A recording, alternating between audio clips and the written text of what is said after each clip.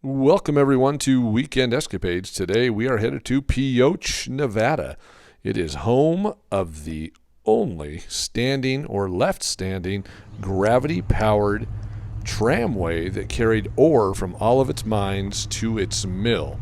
And you can see here, in all its glory, still standing heavy timber.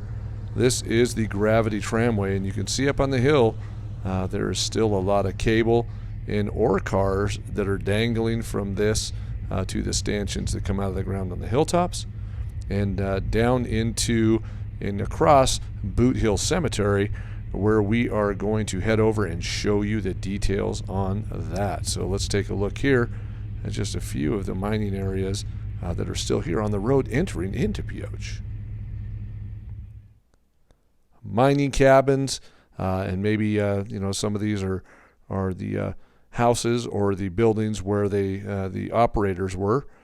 Little sign that's coming into town tells you a little bit about the history. And off onto Boot Hill Cemetery. This is quite an amazing location as well. They say here that back in the 1870s, during its boom day, it was said that 72 men were buried with their boots on before anyone died of natural causes. Many of the men are said to be buried here right in Boot Hill Cemetery. Some of the details from some of the locals that have been there for a while say that it was more like 40, but we know how stories grow and get out of control. But the aerial tramway, you could see right there above all of the areas where people are buried, in some, of course, what I would call headstones, I guess, made out of wood and carved in there. Some interesting information. Too much to list and show you all of those headstones and what are on them. Kind of eerie to be in a cemetery. Don't like filming them that much, but there are some interesting things here to look at. So these are just some of the areas where the Boot Hill Cemetery, as it runs down in a line. Again, you can see some of those aerial ore cars that are overhead, and a lot of damage from the wind and weather over the winter. And we were here last year as well, and they picked all these up and set them back up. So that they do that every year, it seems like.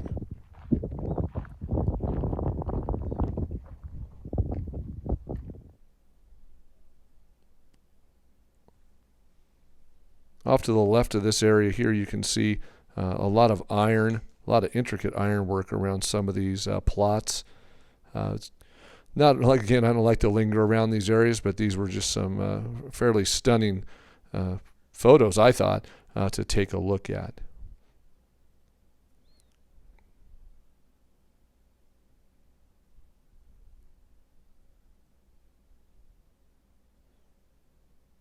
Well, this right here was for the Chinese workers that were there.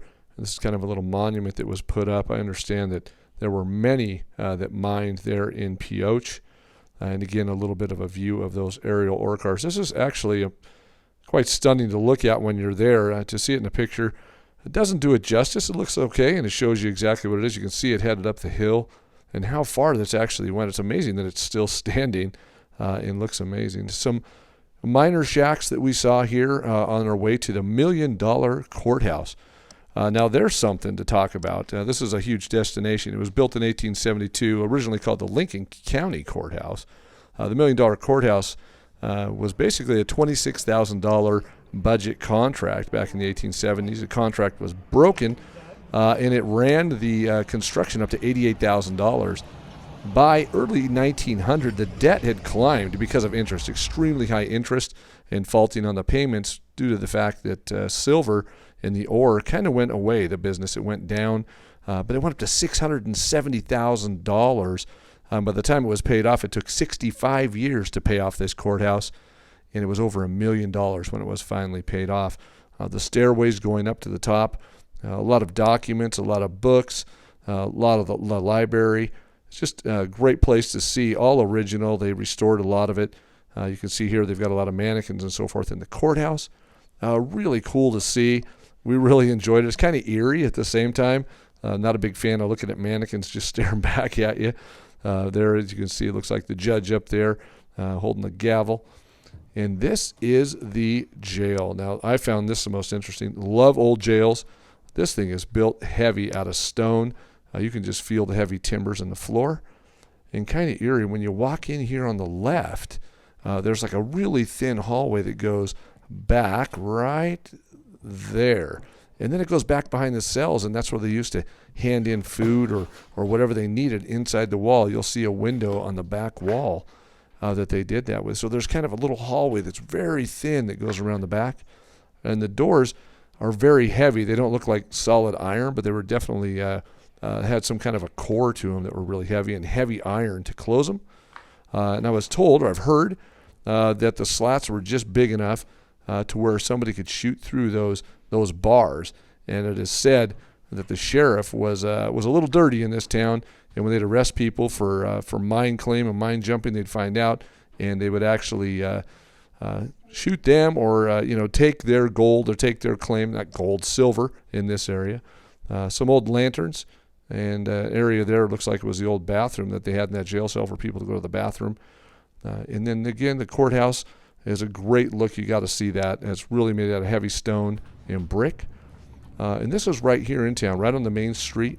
You can see all the old signs and things in this walkway. Kind of hard. You got to watch it. You might miss this. So as you're pulling into town, you'll see a little walkway and a lot of old little cabins and things like that. It looks like they built this to kind of give it a period look of what it would look like in the old mining. And a water wheel there, and some old shacks and shovels and pans, things like that. So interesting, but the little outhouse there with a half moon on it. But neat to look at, and nice to see. The stairs are dilapidated. They're cement, but there's no edges to them, so you got to really watch your step in here too. But really nice to see. Adds a lot of ambiance to the town for, of course, Old West kind of themed.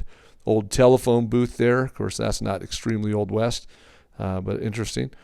This is what we really like to see here. So this is, of course, the haunted hotel and saloon. And that is a must-see when you go in here and take a look. It is said to be haunted. There's a couple of rooms in here, room 10, a couple others, but that's the one that was known really as the Overland Hotel, of course. That's going up the stairs. And this is walking in right here, the check-in area for the hotel.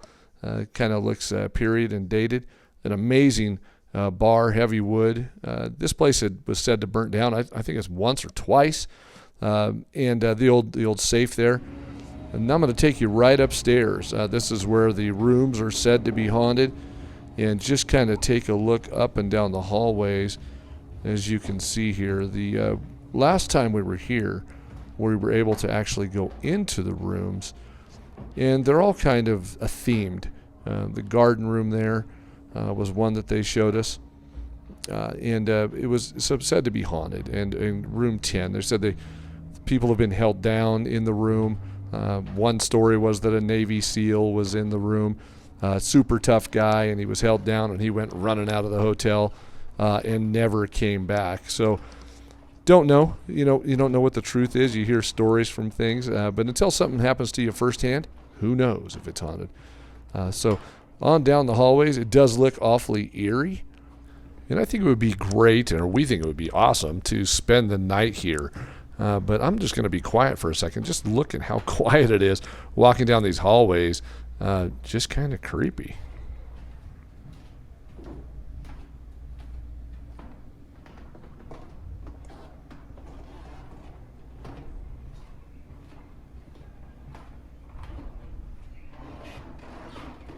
To be honest, it just looks haunted. But actually, it's a very nice place. But it's just kind of weird to walk the hall by yourself and not see anybody in it. It looks like a scene out of The Shining.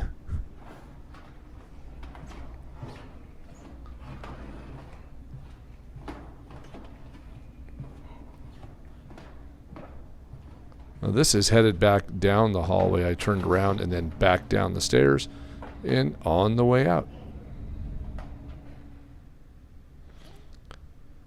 The Silver Cafe was a great place. We had lunch there. Really good food. Really, really basic, really modest, very casual. Just a great place to grab a sandwich and enjoy a lunch there or something. But, yeah, very nice place. This is looking up and down the street. Some of the old buildings. few of them are empty. Looks like a lot of them are coming back, and they're starting to do some more things. Hopefully a few more tourists and people just like us will stop by and take a look. These are the old miners' cabins, and nice. You can see there's some homes on the street, but behind the homes you'll see miners' cabins. This one was right here on the road. Really neat to see this one. It's very, very old, and a couple up there behind the hill. These are behind the houses. And this is the park, kind of centrally located there in Pioche. Some rail cars, some old mining cars. Looks like they're going into an old mine shaft there. Very cool to see. You got to stop by here. And on the way home, we found this little gem. This is Modena. There is about 25 people as far as population goes. This is a ghost town as far as I'm concerned. That is the B.J. Lund and Company building, General Merck and Hotel. This is a railroading town back in 1899. It was known for shipping and supplies in the area, and that is a water stop is what created this for the steam engines that went through this area. And these buildings are eerie. So kind of a ghost town effect for me for sure. It is just amazing how they look. I wish they could have been preserved. I'm sure everybody does. What a look this is. But just kind of scary and eerie looking. Good thing we weren't here at night. You can see some of the old writing still on the building. Check out some of the pictures of this area online. The buildings were incredible back in the day. And on the way out here, we're going to take a look at some other old buildings that are along the way, some chicken coops and some old homes that are there. Just a really cool little town to drive through. It's just right off the road. If this is your first time here, be sure to like and subscribe for more like this. Until our next adventure, goodbye from Weekend Escapades.